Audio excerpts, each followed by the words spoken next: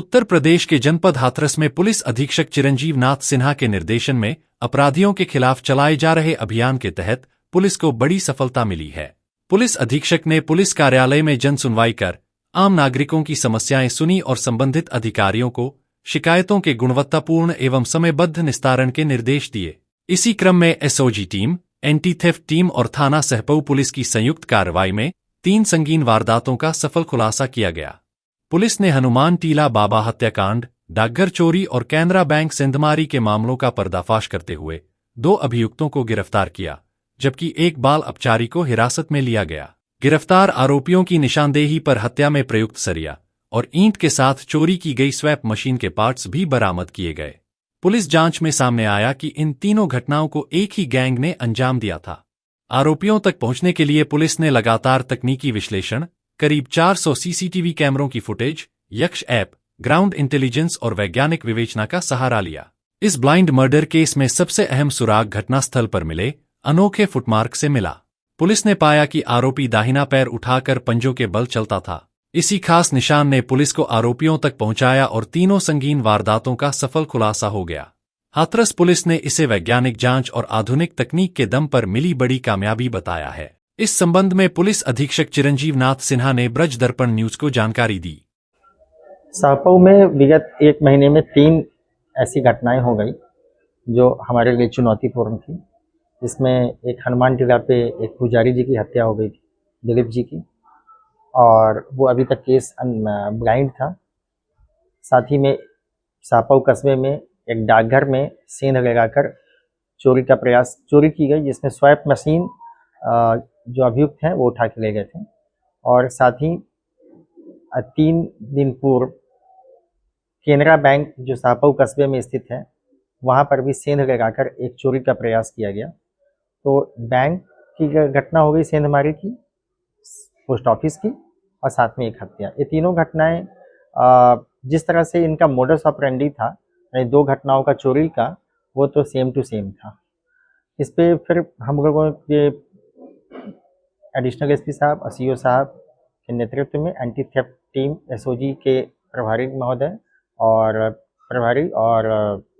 साथ ही में इंस्पेक्टर साहब, इन सब ने मिल के एक कोऑर्डिनेटेड टीम बनाई गई।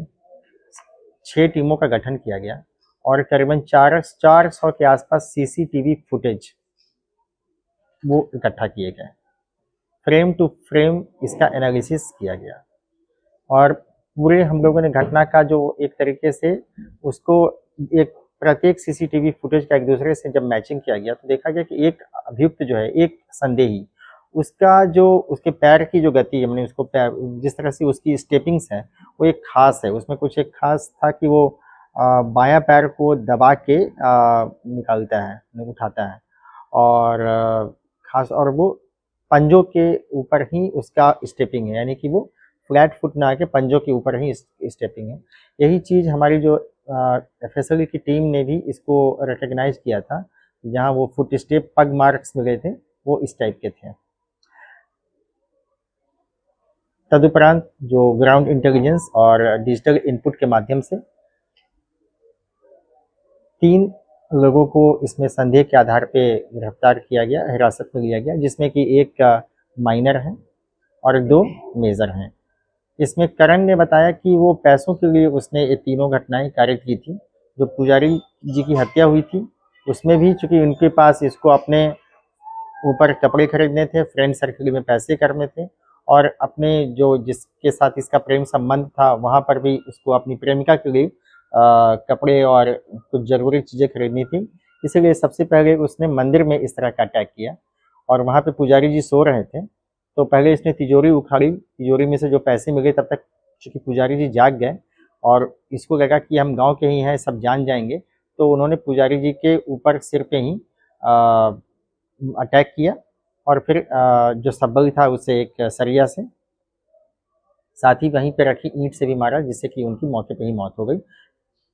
किंतु इतने ये कठोर थे कि इसके बावजूद भी मृत व्यक्ति के शरीर से पहने हुए जो कपड़े थे उसमें से भी इन्होंने पैसे सर्च की, उसमें से भी कुछ पैसे मिले और आधार कार्ड, और वो वहाँ से उठा के भाग गया। और दूसरी घटना जो आपकी पोस्ट ऑफिस की थी, वहाँ एक घुसे, चूँकि वहाँ पैसा नहीं था तो वो स्वैप मशीन ले गए कि ताकि वहाँ पे कोड डिकोड करके हम इसको पैसा निकाल सकें, और फिर इसके बाद इन्होंने बैंक में ऐसी घटना की।